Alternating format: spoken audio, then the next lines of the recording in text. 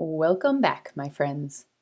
Now, when I said at the start of season 3, just a couple of episodes ago, that we had a lot of big things in store for this season, I was mostly thinking about the amazing interviews I was already in the process of editing and preparing for you. But today has a whole other side of excitement that I cannot wait to share. I don't want to ramble on too long because first I have a very insightful conversation with Lucy Fagella to share with you.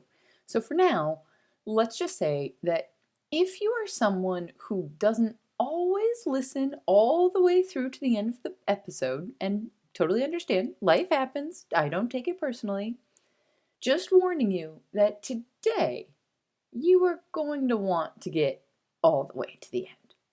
All right?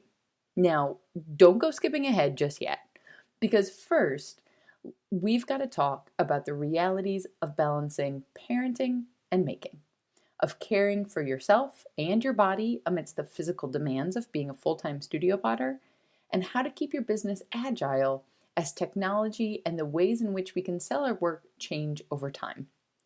Lucy has been a full-time potter for over 20 years. She's navigated a shift in business from in-person, cash-driven sales to credit card processing, and now a predominantly online shop with even a drop shipping and wholesale component. Lucy has discovered a way in which to provide a stable income, removed from the stress of the shop update cycle on one side of her business, while keeping things flexible and creatively interesting on the other side. Needless to say, there's plenty of great takeaways. So let's dig in.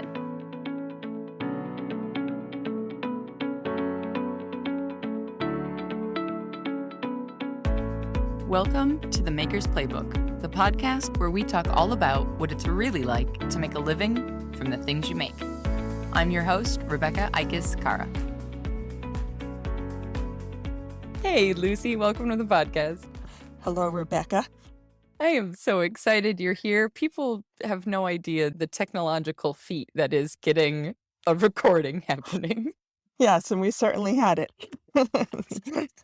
Oh my goodness, I love it. I appreciate it so much. Sure. Before we get going, I know we have so much that we want to talk about. How would you introduce yourself for people who cannot see you right now? Okay, so I would introduce myself as a full-time potter, a studio potter, and a part-time, I'm not going to call myself a farmer, a homesteader, big-time gardener. Those are my two passions. A homesteader is more intense to me than farmer. Yeah, I don't know. My grandpa was a farmer, but a homesteader is like the Well, next level. I've been a farmer, and let me tell you, it's not easy. It's like kind of like being a potter. There's all the variables, leaving it to the kiln gods, leaving it to the weather. Mother Nature. Yep. Yep, Mother Nature. So it's similar, and I've learned a lot from farming to bring into my pottery. So I laugh when I think about, how is it that I wound up on the photography side of things in a profession? Somehow it's totally normal to me to work 12 hours on a Saturday. And I'm like, oh yeah, because, yeah, if it was Christmas, my grandpa still went out and fed the cattle and came back and kept playing cards again and then went back out again and kept playing cards. Like it doesn't ever stop. yeah, I for love sure. it. Yeah. Well, for people that don't know your work and also how the heck you wound up talking to me on this podcast, give us the 30-foot view. That would not be a very big view. 30,000 foot Yes. view of how you got into pottery in the first place. Okay. So I discovered pottery in high school. I was taking a lot of art classes, and my teacher, cutbacks in the schools like usual, and he was let go because of the cutbacks. And it was senior year, and I said, "Oh, wow, I can't take my silk screening class and my printmaking class, so I might as well take a pottery class." So I took it, and that was it. That was magic because I was a jock. I guess I still am a jock, and I got my body involved and my creativity involved, and it was just magic. And right away, I was like, this is what I'm going to do. So within a year, I told my parents, listen, I was going to go to art school anyway, but I want to go to Alfred. And it was too late to apply at that point. I waited a year, and then I went the following year. I have a BFA from Alfred University, and then I became a high school art teacher for about 5 years, working on my MA, and I didn't finish that because I decided I really miss being a potter. I don't really want to be teaching people. I love the high school students, but I was like, nah, I got to do this. And also, I wanted to farm. So I decided to do something very different and I moved upstate New York. I lived on Long Island at the time and worked on a farm full time and did my pottery just a little bit at that point and farmed most of my mid to late 20s into my 30s and started having kids when I was about 31 and just kept farming, but not full time. At that point, it was like, I'm doing pottery more. And at that point, when the youngest was about 3, I became a full-time potter. Yeah. No big deal. That not like trying to have a toddler and be a full-time Yeah, right? potter is it's very Yeah, right. calm life, very, very serene. Oh, yeah, I thought I could the first kid that I had, I was like, "I'm just gonna make this little quilt and like this little square, and he's gonna play on that quilt, and I am gonna make my pots." And that was a joke. I was like, I don't even have kids yet. And I'm like, and how'd that work out? Yeah, how'd that work out? That didn't work out, especially because he's like the most active kid in the world and, still is as an Yeah. adult. How many kids do you have? I have 2 sons. They're in their 20s, so So then when you were kind of balancing part-time farming, full-time potting, what was the thought as far as were you making functional wear? Were you yes, I'm definitely a functional potter. I'm, like, too practical to not be a functional potter. I'm very simple in terms of I'm direct and practical. I guess that's how I should put it. So, functional pottery makes a lot of sense to me. But at that point, that was before the, internet, so so I was, doing some craft fairs okay. and wholesaling to stores. And I was, just trying to work as much as I could while my kids were in school from 8 o'clock till 3 o'clock, and I'd get as much pottery as I can get done. And then I'd be ready for them when they came home, and we'd do whatever we needed to do. Yep. We'd go out and play or, work on the land a little bit. And I would always teach too. I always taught at night. So pottery. I've been teaching pottery to adult ed learners since, gosh, in I guess about 1990, somewhere around there. I've never stopped doing that. I never stopped teaching. I know I said I was farming, but I also taught 1 or 2 classes a week. And I just stopped teaching pottery March 2020 because I couldn't have Can't anybody imagine in my why. studio. Yeah. I was gonna say, gee, what happened in March Yeah, of what happened then? 2020? Yeah, so I stopped teaching then, and I was going to, probably retire from teaching by the time I was maybe 60, but it happened, about 4 or 5 years earlier than I wanted it to.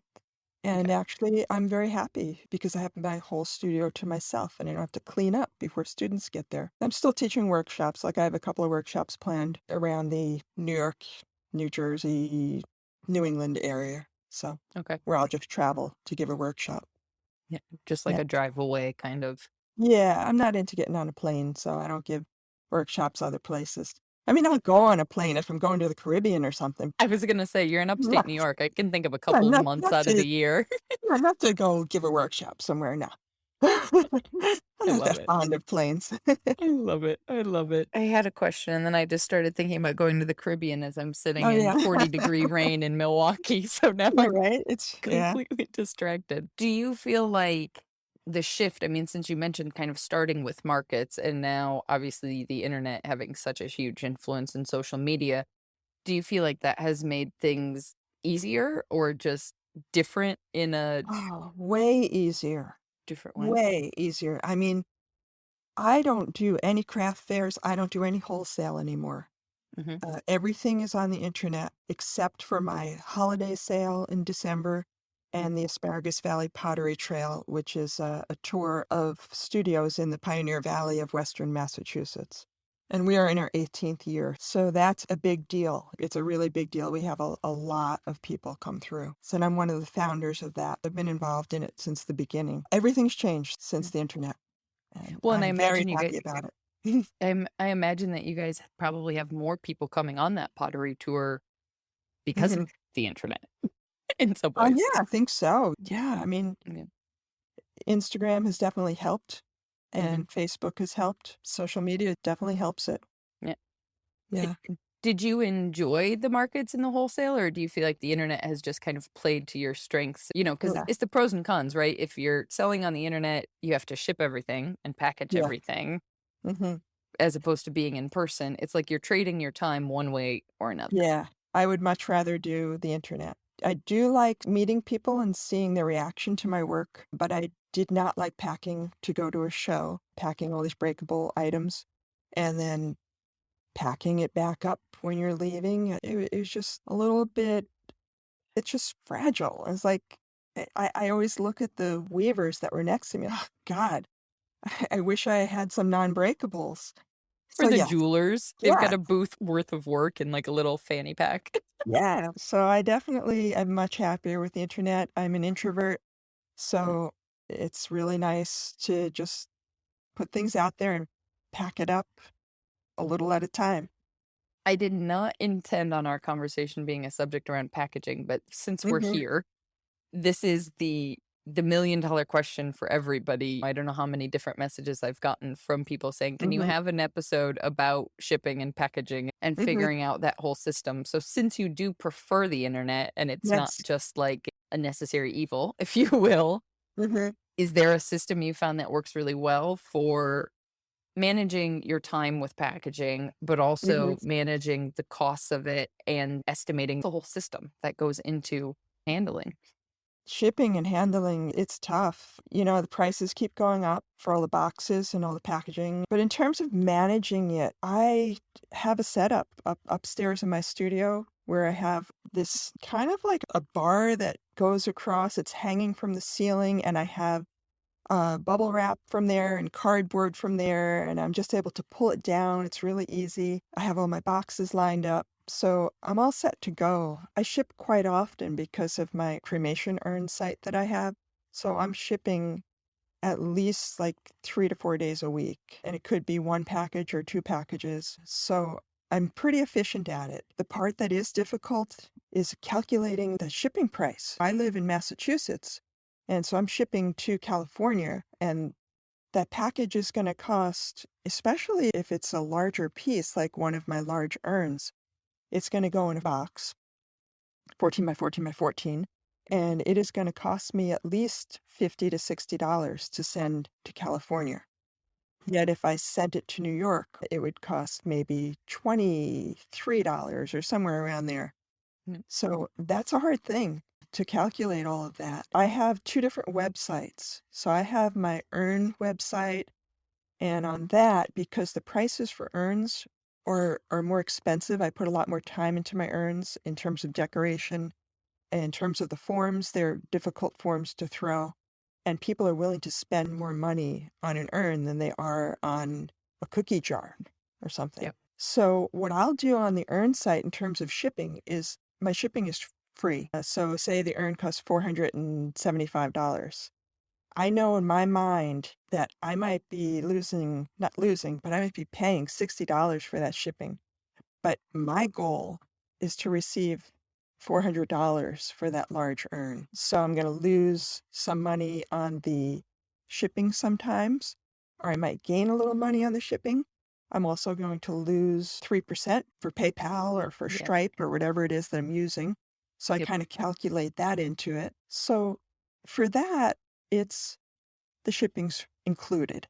And I gotta say it's free. Shipping's never free. We're always Right. paying for it.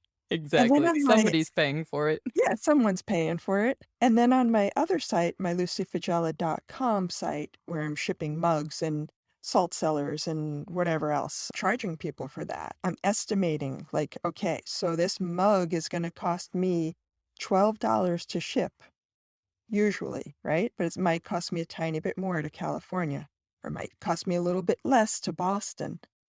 And my website's adding it all up. If I'm doing 3 items, it's adding it up. And if it goes over, if it goes like to whatever, $30, I send the refund. If they're getting it from New York or somewhere in Massachusetts or Rhode Island or whatever, I'm going to send them $5 back, or I'm going to send them $10 back. But if they're getting it in California, it's going to cost me that $30, and that's what it's going to be. Got So it. that's how I deal with shipping. I'm started making some tools because I would make tools just for certain things that I'm making, like my handles. And I give workshops and people always ask me, where'd you get that tool from? I'm like, well, I made it. And I'm like, well, can you start making them? So I started making them. And the tools are 4 ounces. So it Yeah. cost me about $3.50 to ship. The So, bubble so mailer is probably more expensive yeah, than the so what I do with that is that's the one thing on that website that's free shipping, meaning Got it's included. right. So, 'cause people love free shipping. I mean, who Yep. doesn't love free shipping? Yep. It's something in your psyche. You see free shipping, you think, "Oh my gosh." Right. Right. It's become so normalized now that if it's not free shipping, there's such a it could at Mhm, the end of the day be the exact same price, or it could even be more exactly. expensive with free Yeah. shipping. And I think this is the interesting thing for me from like a sales psychology standpoint is, there's so many small businesses that I get the gripes. I understand why we're all Mhm, annoyed by the mhm. 3% we lose to credit card processing and the shipping Yeah. costs, because 3% in the world of small business is significant to our lives. Mhm, But the idea that we are going to overcome millions of dollars of marketing by mhm. Amazon and all the rest of them to break the system, Yeah. I I hate to break it to everybody. That is not maybe not the hill to die on. There are far more important And I things like to to think of it in a positive way in terms of that 3%. It's like your state taxes. Hey, your road's getting fixed. You're getting water to your house. Pipe burst in the street, it gets fixed. To me, it's the same thing. You pay your state tax, you pay your 3%. Hey, it's Yep. getting you business. You just have to kind of add it in somehow. It's the Yeah, cost of doing business. That has it always is. been The my cost of doing business. and Yeah. especially when if you have somebody who wouldn't have been willing to spend $400 on an earn, for example, but thinks, "Oh, Yeah. I can put it on my credit card and I'll get points for that." I'm not advocating credit card debt. I think people should be responsible with their finances, Yeah. Yeah. but I wanna make it as easy as possible for somebody to pay me. I've been a potter for a long time. So full time for 20 years now and part time for like whatever, 26 years. And when we first started using credit cards, it was like they were the knuckle busters. I don't know if you know what that is. It's like a sliding credit card thing. We Yep, called it a knuckle buster. yep. And That's got and the sheets of paper that yes, the what sheets is of that paper. what is Yeah. that called? That Oh, the yeah, anyways. stencil Yeah. paper or whatever. But I remember, I'm in this a Potters Guild. It's a group of professional potters, the Asparagus Valley Potters Guild. I remember the old timers saying, "Hey, I'm not going to use that credit card thing. Somebody could get people's information." And I'd be like, "But you got to use it because if you use a credit card, people are going to buy more." And they're like, "No, no, they're not going to buy anymore." And then a couple of years went by and people started using it. Like, yeah, they do. They go to your show and they buy more. It's like, yep. And that's the Yep, cost of business, that yep. 3%. So, It's like, yeah. would I rather have somebody buy $100 worth of things for me and lose 3%, so have a $97 sale Yes. versus, "Oh, shoot, I only have $20 cash, so I guess I'll Mhm. just get this one mug instead," Yep. or whatever. I Exactly. mean, charge more than $20 for your mugs, but you know what I Yeah. mean? Alright, Mhm. how has it then changed the interesting thing to me about the shift from going to in-person markets and things like Mhm. that to online on the one hand, it's opened up the floodgates, right? Anybody around the Mhm. country could buy your work.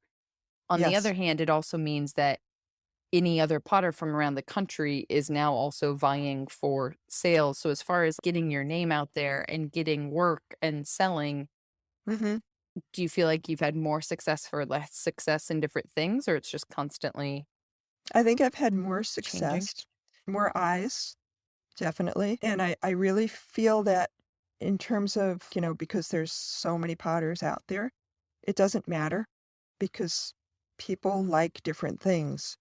Yep. I don't think we're competing in any way. You have your own taste, and somebody likes my work and somebody else doesn't like my work. That's not an issue. It's just opened up so many more customers to me and opened up, people seeing my work, like in terms of how I make my work, because I really love teaching and it's opened up lot of this, how do I say it? Just eyes on how the work is made. I've gotten students from it, I've gotten workshops from it. It's not just selling my work, it's almost selling my teaching in a way.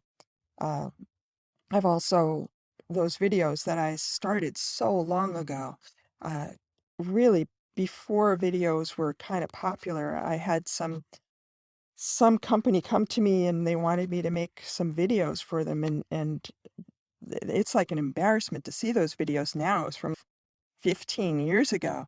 And it's like, oh God, they're awful. And Portrait mode didn't even exist then. yeah, and it just and my work wasn't there. It just like I shouldn't have been making videos at that point. I should have waited till I got a little bit better. Which I love because that you would have been, what, 8 years into full-time making, at least at that point, and Yeah, meanwhile, yeah, you've got all of us on Instagram making reels of like, "Ooh, this is how I center a pot," and it's like, "You learned yeah. that a year ago. Why are you teaching people?" Your elbows over here, like, "This is how I Yeah, center a pot." yeah, yeah. I started in the videos a while ago. I put them on YouTube before YouTube got so big, when people could actually see my videos and I didn't have to advertise. And then I got to a point where I had to have a certain number of followers and I had to advertise in order to make any money. And then I wasn't making, I mean, I swear I was on YouTube for 5 years and I didn't even make $100. I didn't make enough for them to actually write me a check. That's how it worked. So Yep. I just gave up on trying to make any money from YouTube and I took my advertisements off. And I just put like these 1 minute videos up just because I wanted to share my knowledge, because I want to see the craft of pottery continue. So I continue to put these videos up till today with no charge. People really can't find me because I don't have advertisements. And if you don't have advertisements, YouTube doesn't promote you. So it's a small YouTube channel and I just do it for the heck of it.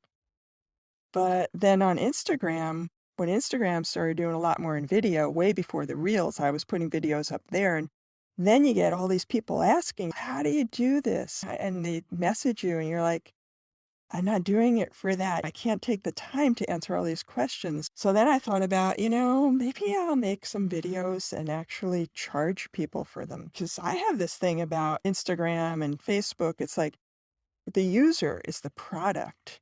It's like people say Instagram's free. Oh, you're going to get so much advertising for that. It's not free. You're seeing ads all the time, and they're just like playing to your, like the slot machine thing, like. So to me, nothing's free. But I decided, okay, I would rather maybe have people support the artist directly and make videos and sell them. So that's what I started doing. And I do that on Vimeo. Just started that last year. And that's working out pretty well, except it's a hosting service and it costs a bit of money to host your videos, just Yep. like I'm sure it costs you a bit of money to have a podcast hosting service. And I don't think that students, pottery students, or other people that are learning, I don't think they get all of that. And they just want you to make free videos on Instagram. They want you to show them everything, and then they want to be able to DM you and ask you questions. I have to make a living, Yeah. you know? Yeah. I can't just give away everything for free, even though it would be really nice, but it's not the real world. This has felt like the constant struggle in the clay community specifically because it is such a wonderful communal profession of It my is. experience thus far that people want to share and they want to encourage the learning of it. Yes.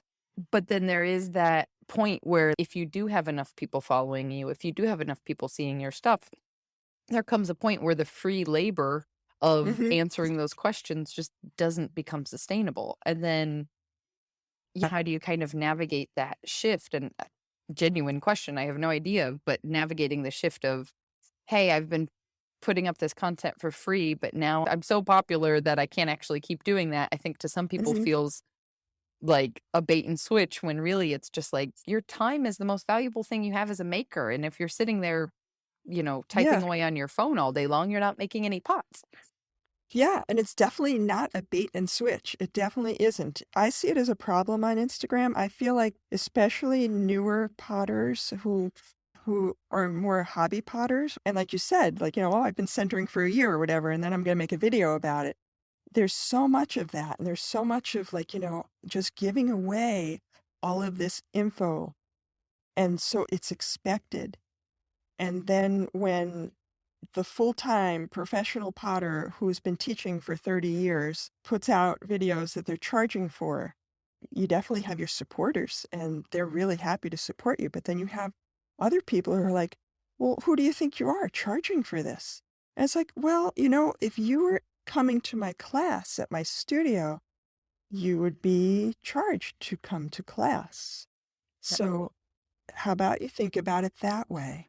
Yeah. So I would like to see a lot less like, free stuff on Instagram, because that's the other problem with Instagram is if you do that stuff, if you make those reels and you really get in depth with them or whatever, if you make an IGTV, whatever it's called, you're going to get m- more people following you. And it's like, it's this catch-22 with Instagram.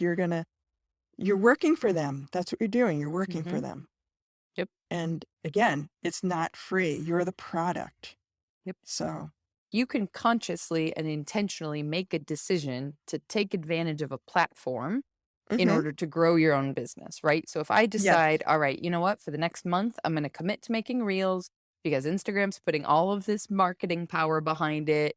And if I want to Mm-hmm. grow my audience, then this is a savvy way to do it. But that's Yes. like me thinking it through in a very intentional, because my Mm, ultimate goal is X. I'm then yes. going to take steps 1, 2, and 3, as opposed to the feeling of everybody saying I have to do reels, so I'm going to make reels, even though I, don't have the time or don't know how I'm going to do it or don't have an efficient way to do it, Mm-hmm. and kind of spinning your wheels. And Mm-hmm. then, it's like everybody's saying you have to do reels because Instagram's telling everybody you have to do reels because Instagram makes more money if you do Yes. reels. Yes. And Like, like I make some reels and they're intentional and they are short and they just yeah. give you a little tiny bit of info. And that little bit of info is important for people who are buying your pottery too. Not just important for students to watch, but people who are buying your pottery, when they see that process that goes into it, it helps them to understand that, oh, so this is what goes into it. Yeah. She has to actually make that pot and trim that pot and fire that pot and glaze that pot and Fired to again. fire it again. And it's giving them a little inside information about the time that goes into it.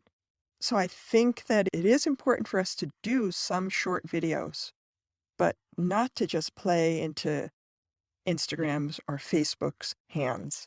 Yeah, Yeah. So, absolutely. I feel like yeah. I should take us on another turn because I think we can deep dive Yes. on the ways in which we are spending so much time on social media. But, all that Yeah. to say, too, it started with how much opportunity has come from the internet. So it's not Yes. a, evil thing. It's just being strategic with your time. Mm-hmm. Yeah. What does life look like now? You talked about the twists and turns of going from farming to full-time pottery while also parenting. And I don't know which questions to ask, but I definitely have had people write in about, and there have been other potters on the podcast who are parents, but Mm-hmm. I think there's definitely an interest in how do you make it all work? How do you be a full-time potter and be a parent at the same time and manage all of these Mm-hmm. moving pieces?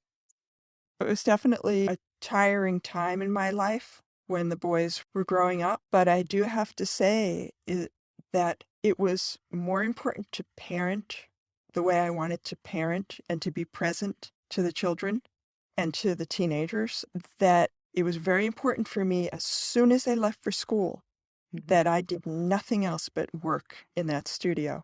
And as soon as they got home from school, I didn't go back in the studio. And I did things in the house, like do the laundry or do the dishes or do whatever when they were present, and Mm, then go out and play with them or drive them to a friend's house as they got older, or go to the soccer games and the baseball games and the everything. yeah. And that was my life. I was a baseball mom with two boys playing baseball and different ages, and I'd be at the Little League fields. I'd have 5 different games a week, 2 in a day, and go to one field and then the next field. And that's important. It's a blink of the eye. I remember older people saying to me, "Oh, it goes so quick." And you're in it, and you're like, "Yeah, right." This does not go quick. Yeah. And now that they're out of the house, it's like, oh my God, life is so easy. I could be in the studio anytime I want. I could do my yoga in the morning. I could take the dogs for a walk. I could take care of my body. And and then I could work till 11 o'clock if I want at night. And whereas before it was just like when they're in school and then as soon as they went to bed, then I'd answer all my emails or then I'd work on my whatever website or whatever. So definitely it's easier now. And when they were children, that's what was important. And I'm very happy that I worked it out that way and that I took the time to really be present to my children. It Yeah. also sounds like a bit of well, depending on the parenting situation as far as if another parent is present or not, or how, Hmm. co-parenting and all the different ways that family can look like, whatever level of understanding that you treated the studio just like if you were traditionally employed and had to be in an office from 9 to 5 kind of Yeah. thing. Yes. Which Hmm. I think sometimes can be a hard conversation for people with partners or spouses or family or friends, like when you're Hmm. self-employed to be like, "Yes, I set my own schedule, but if Hmm. nobody else does the work, like if I don't do the work, nobody else does the work. Hmm. And so I can't necessarily pop out for lunch that we didn't have on the schedule Yeah. last week because I have my work schedule that I have to stick to." That's a hard part. Yeah. That's really hard. Hey, you work for yourself. You can go somewhere with me. You could take off for lunch. You Right. go to the beach today. Like, no. I would love to. That sounds awesome. Yeah. But no. Yep. Yeah. Yeah, or if you do that, then you're gonna have to work Sunday or, Exactly. I laugh a So, little bit about the fact that they chose baseball though, because that is the sport with the most games possible. Like if they would have been hockey players, it would have been a lot easier. yeah, Well, so it now is. that we're kind of over that intense period of life, what does like a either day to day or a week in terms of Hmm. you have had such a long career at this point and the iterations that you've seen in terms of keeping the doors open and the lights on and how that works now in Yeah, 2022. yeah.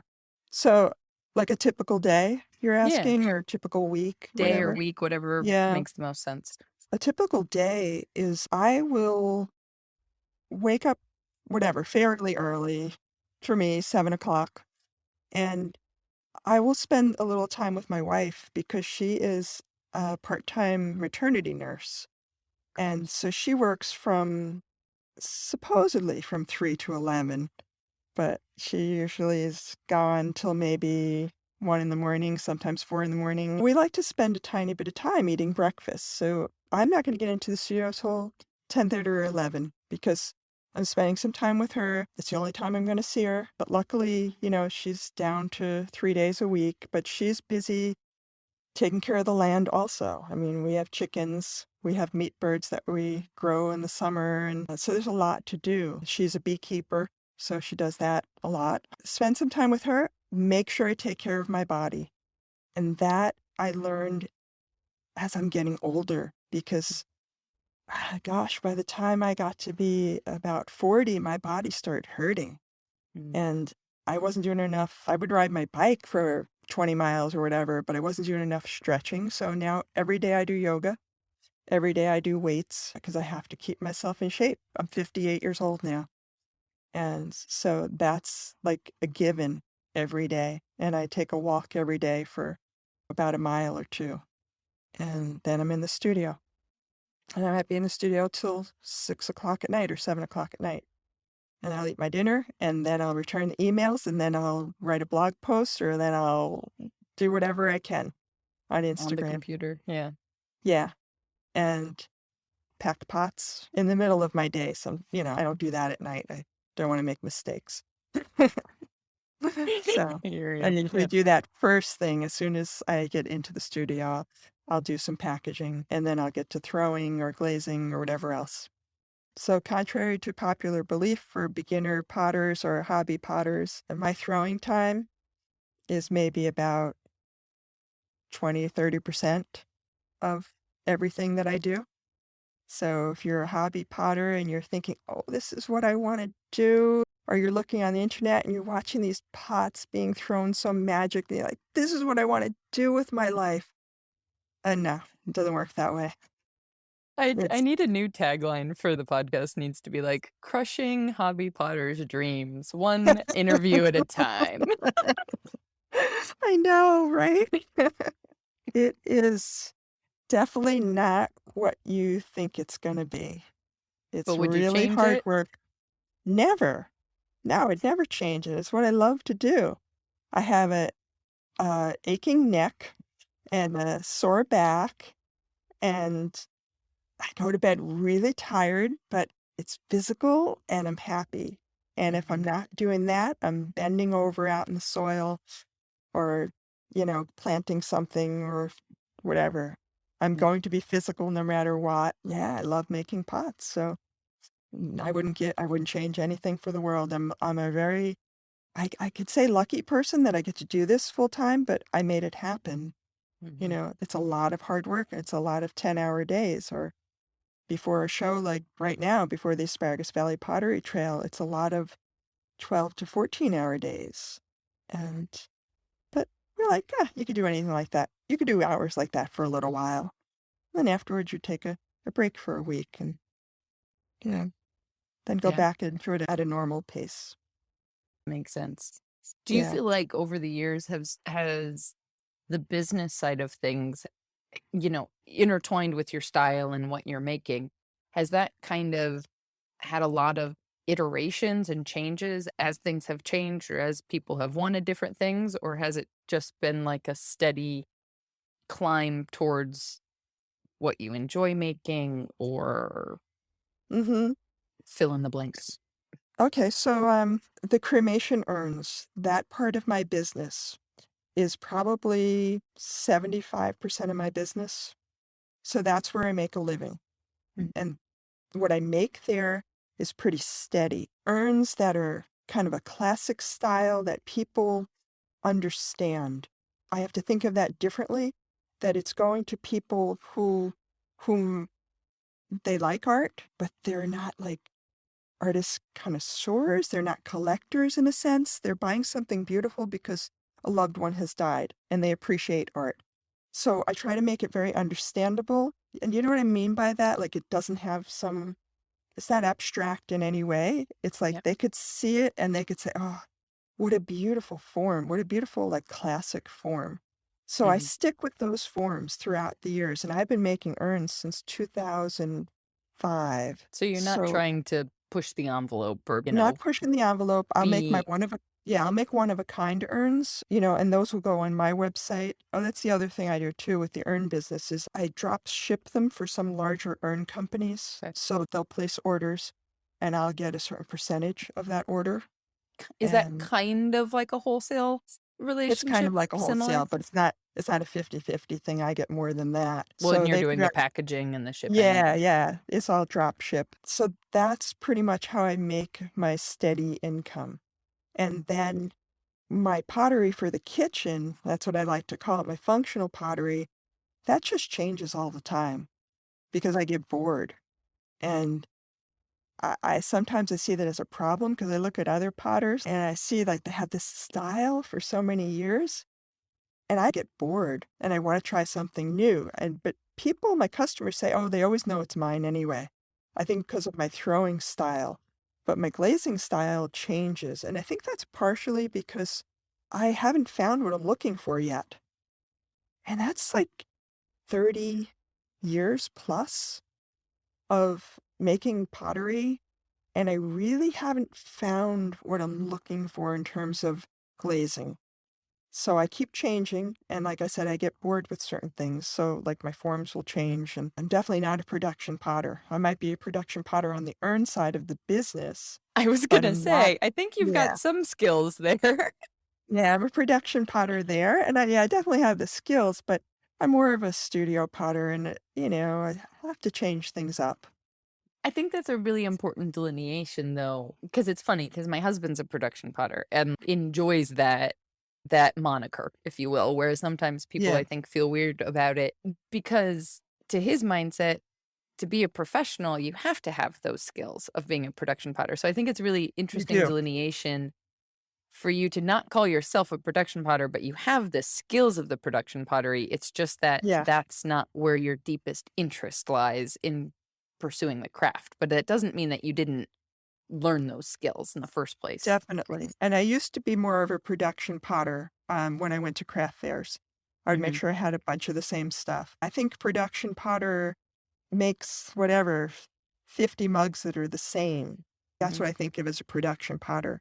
Yep. Whereas when I'm throwing mugs, I might do 20, and they're gonna be glazed differently Hmm. 'cause it's gonna go on my website, one photo, and that's what the person's getting. They're getting what they see. They're not seeing a photo and then getting some other mug that looks like that one. So, Which is that's the we should talk obvious. about. I was going to say, which is the We should obvious talk about segue that for me to talk for about the your right? ability to photograph that. Then, So, I don't know if I answered all the other questions though, but well, I guess okay. So before we dive down the rabbit hole that is yeah. photography, what it sounds like to me though is that you wouldn't necessarily have be able to support yourself the way that you have in changing styles and experimenting and doing different things for your kitchenware without the consistency of the urns.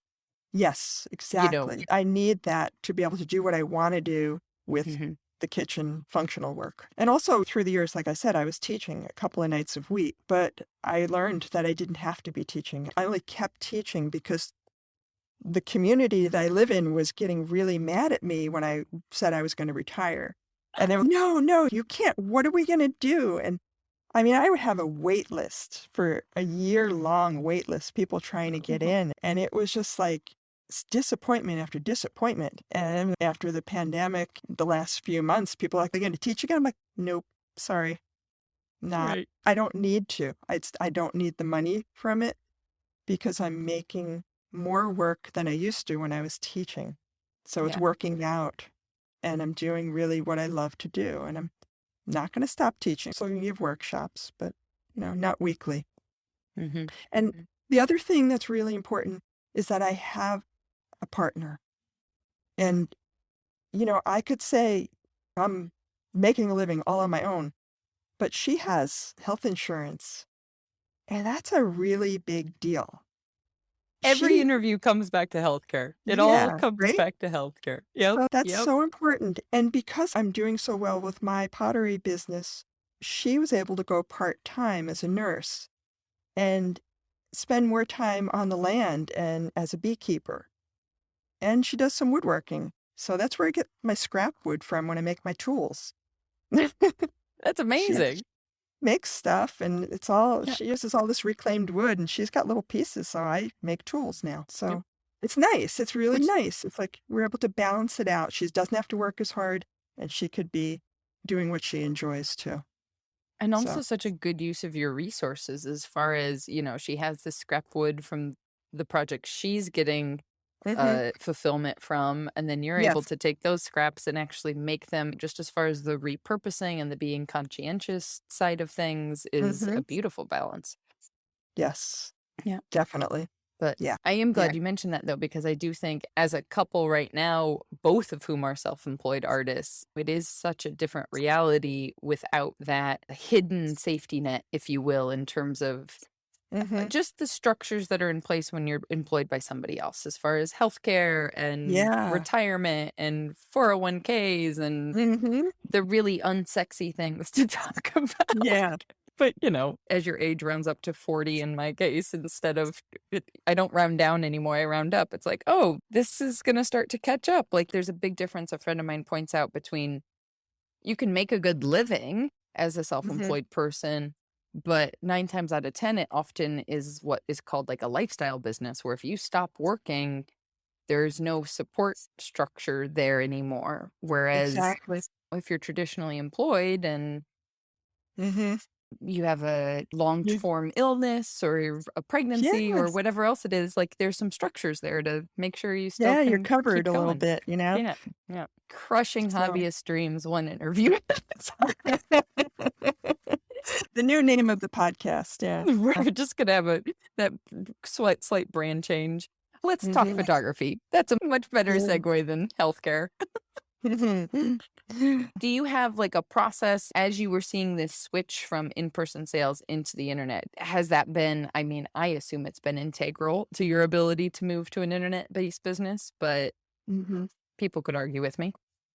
So you're asking about my photography and how I take my photos, or You mentioned even before we hit record the importance of yeah. photography. What I assume kind of in I've got a lot of assumptions as to why it's important. So I want to hear from you why it's important. Okay.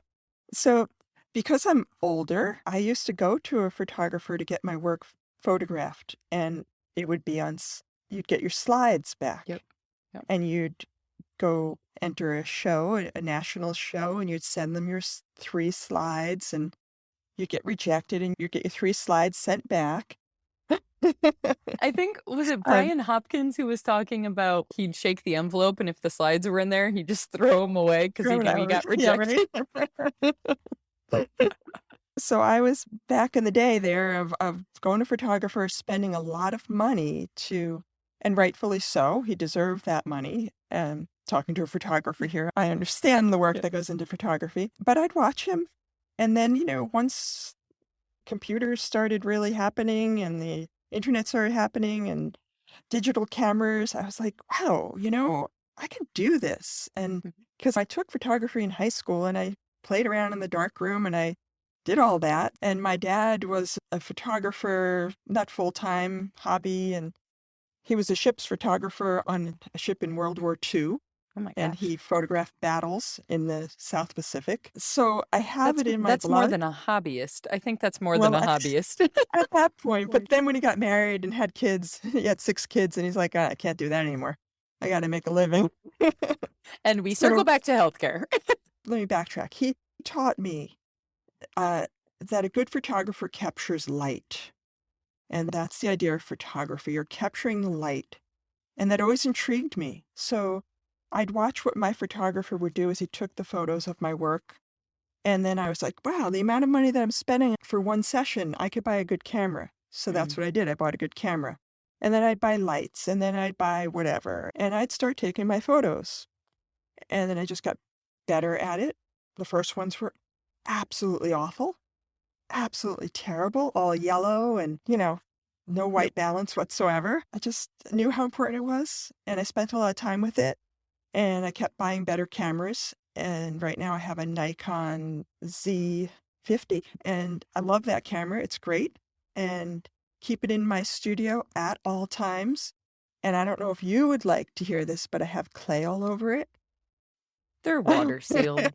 The new Yeah, ones are right? water sealed. I was explaining to That's, Francesco the other day because we set him up with, yeah. we spent, I don't know, an hour maybe in the studio at making him sit down at the wheel and me figuring out, Hmm. okay, this is where the tripod's gonna go. Keep it right. Like we'll put tape on the table. This is where Yeah. it's gonna go because just because I have the skills doesn't necessarily mean I have the time to watch him all day long and take pictures. So Yeah. now he's set up and we've got a whole system that's just a repeat process. But he was Yeah. worried, like, "Ooh, these are your cameras. Are you sure you want them in the studio?" And Hmm.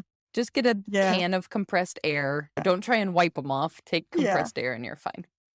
So yeah, that's the way it goes. My camera, my very good camera has clay on it, but it's in the studio at all times. And when I see the light is just right, Mm, I'll take a photo or I'll take mm, 10 photos because it's digital or take, whatever. And if I want to get a photo of me working, I will set it up and have my spouse, Terry, take a photo of me. yeah. And she has no idea what she's doing. But, everything's on manual. That's the other thing. Hmm. And I've heard you talk about this on your podcast. Get out of auto mode Hmm. And that's one of the hardest things to do is get out of auto mode. But once you do it and you get used to it, it's great. It Yep. works way better. So everything's on manual, and I'll just set everything up for her and she'll take a photo of me. So, Yep. I'm gonna have but to hurry up and get this DSLR course that I've been telling people I might try and write. Now that you've said that, I'm gonna have to hurry up and get it so everybody can get yeah, off auto. yeah. Yeah. Uh-huh. Yeah. So it's a pleasure. It's a pleasure taking photos. It is my hobby. Mhm. I really like doing it. And I like taking videos too. That's why I'm able to make the videos that I make because I actually like editing and I like the whole camera work thing with it. I love that you mentioned as a photographer, I love that you mentioned first and foremost that your dad taught you that it's about light because And you buying better and better cameras would never mhm, matter if you didn't understand the light in the first place. That's mhm, my biggest thing. Multiple times a week, I'm answering an email from somebody saying, I think I need new gear. What camera should I buy? If you don't know what's going on yet, save your mhm. money, spend it on a course or something, and then maybe, yes, it's time to buy gear. Once you have a fuller understanding of what's happening, you can spend thousands and thousands of dollars on new camera gear and still be an auto. And it's like, I could have saved you a couple $1,000. Yeah, you could use your iPhone for that. It would work Also, just as well which is now as $1,000, but, the photography, I think is really, really important because if people are seeing it on a flat screen, Mhm, you really have to make those photos stand out. And one of the things that I also do is I'll try to have somebody hold a mug and I'll take mhm, a photo of that because I want people to see what it's like in your hand, that it is a four-finger mug or it's a two-finger mug. And I always try to put two photos. I used to do more than that, but I don't have time for that anymore. I used to have like 3 to 5 photos of every piece. It's like, oh, I can't do that. Let me just get someone to hold it and people hopefully can get a feel for it because that's the thing about looking at something online. You're not feeling it. You're not picking it up. You're not seeing if it's well balanced. So if you can get a photo of somebody holding something, a mug especially, then you're seeing, oh, okay, this might feel pretty good in my hands. yeah. Yeah.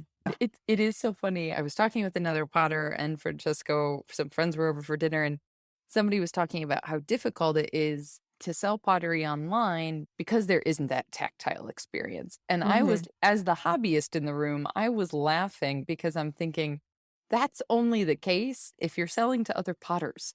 If you're Mm-hmm. selling to somebody like my best friend, she's gonna know that she enjoys the feeling of it when it's in her hand, but, Mm-hmm.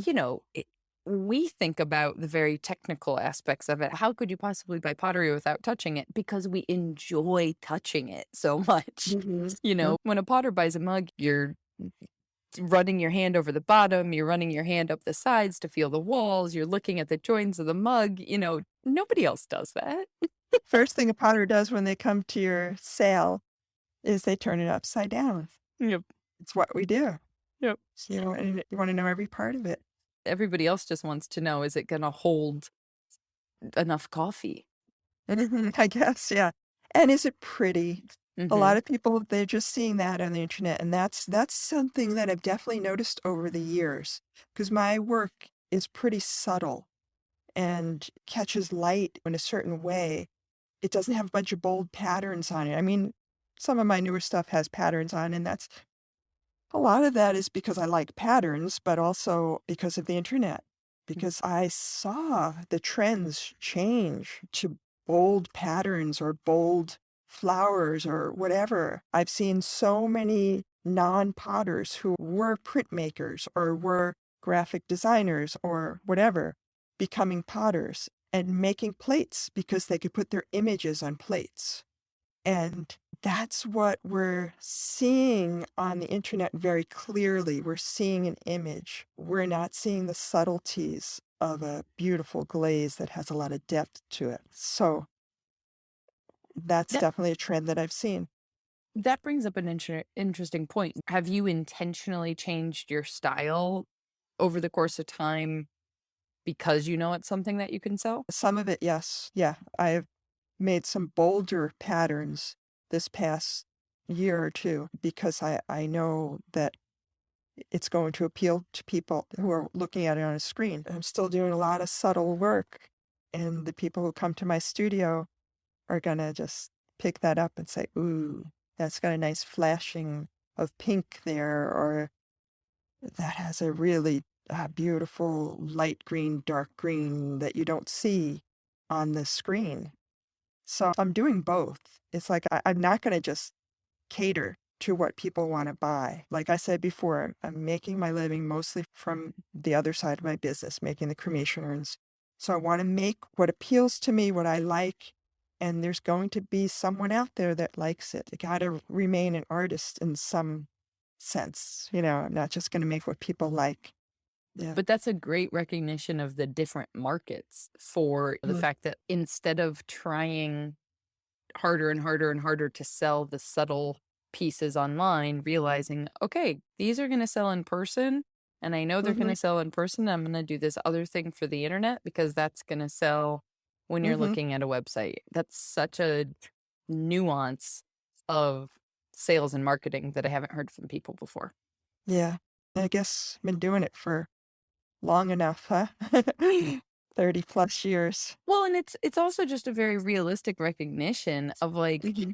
when you are making a living from the things you make, you do Mm-hmm. have to be able to sell them. Yes. Yes, we all want to make the things we love, but there has to be a bit of a balance between actually being able to find your market. And I Mm-hmm. agree with what you said earlier in terms of there are people out there. You can find a market for whatever weird, quirky, crazy, subtle, Mhm. neutral, whatever. You can, Yes. anything out there, you can find a market for it. It's just some things are going to take more work than others to find that market. And so Mhm.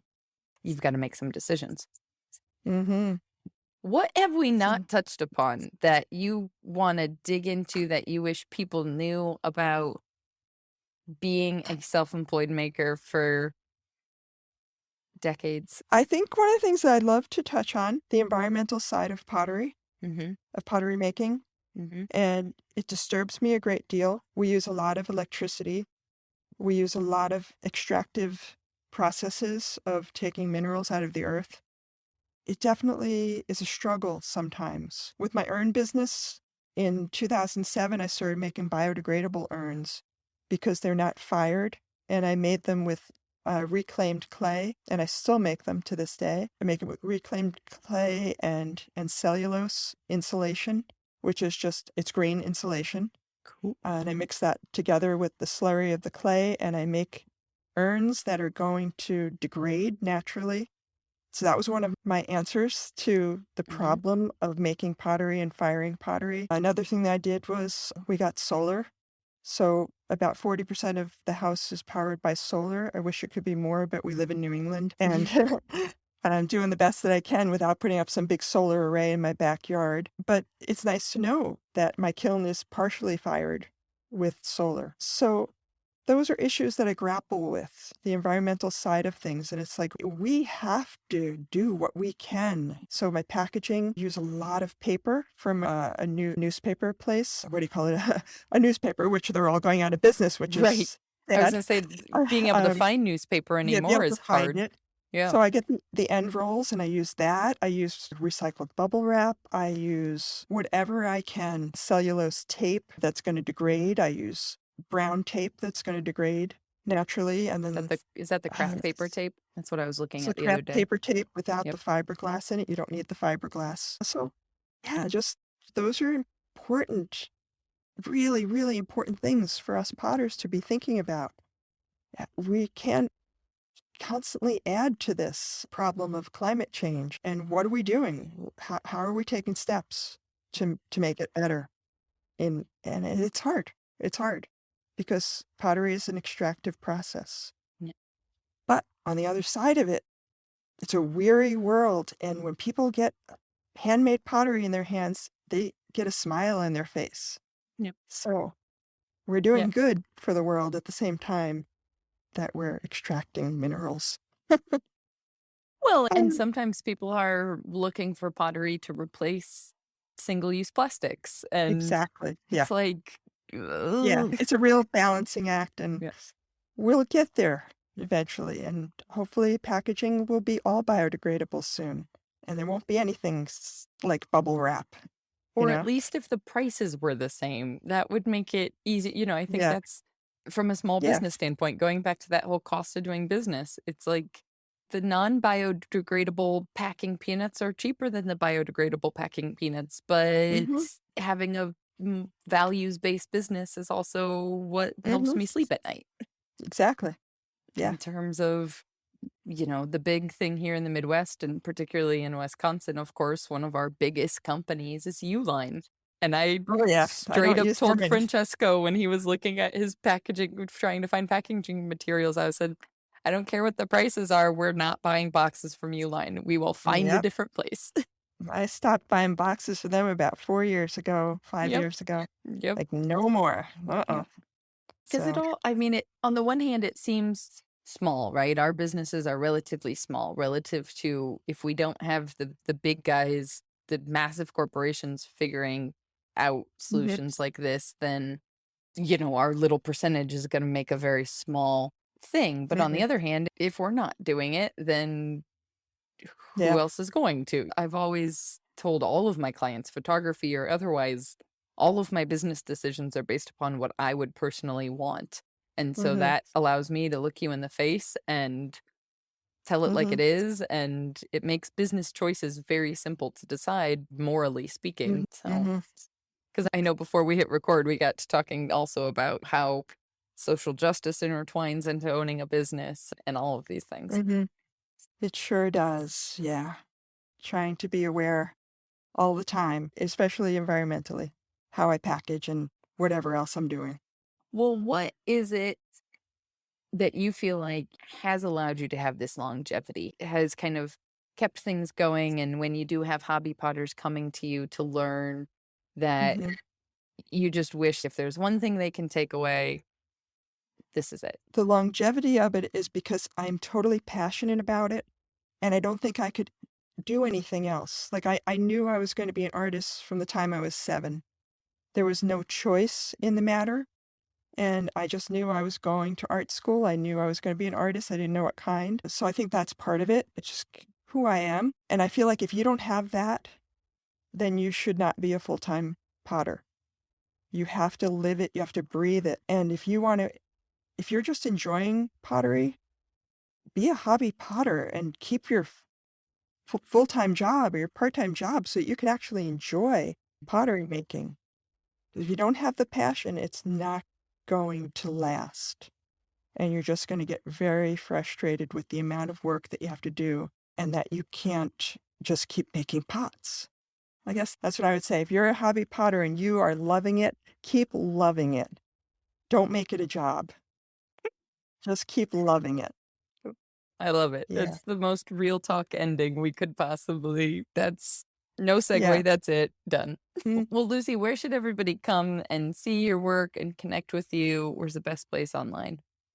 Okay, so on Instagram, I'm just Lucy Fagella, and my website is lucyfagella.com, and that will bring you to my Earn website, which is Lucia Earns.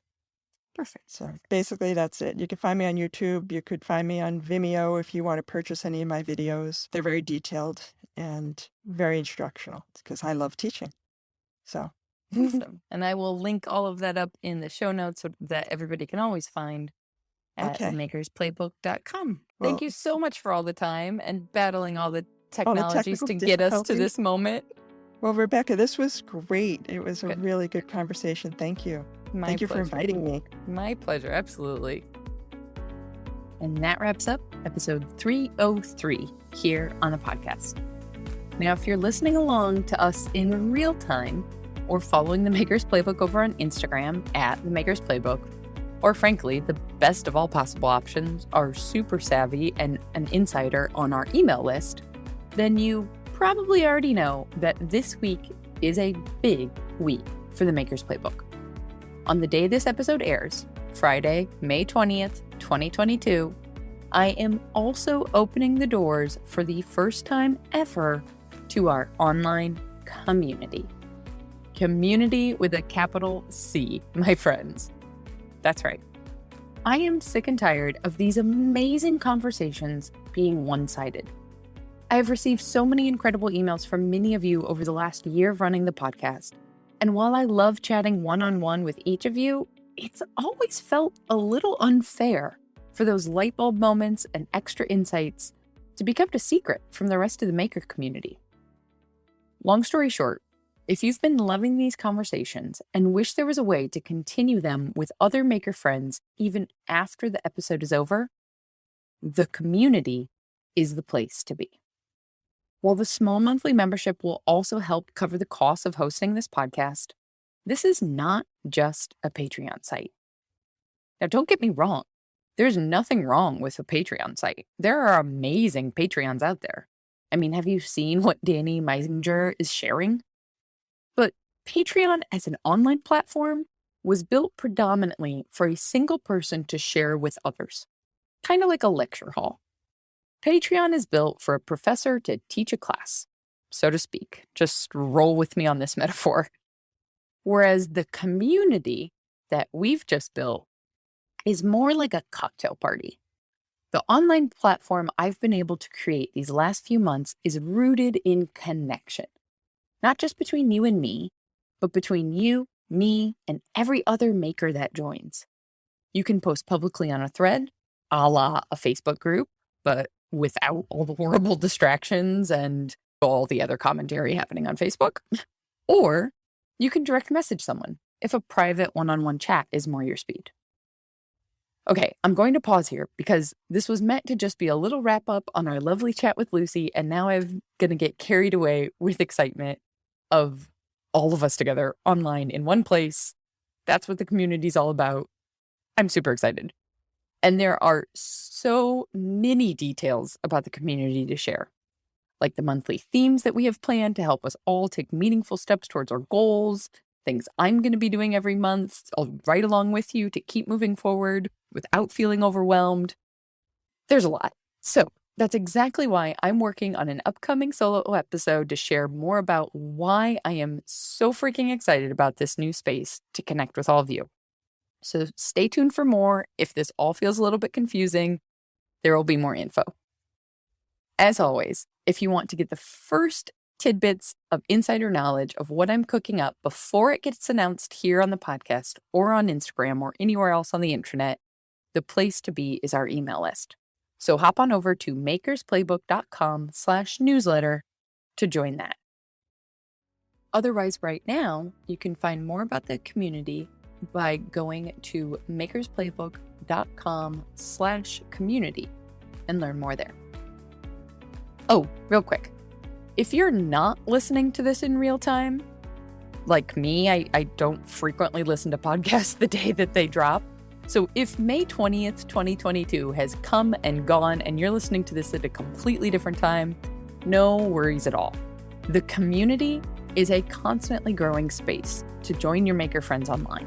So unlike specific online courses that have a start and end date, the doors to come join us will always be open.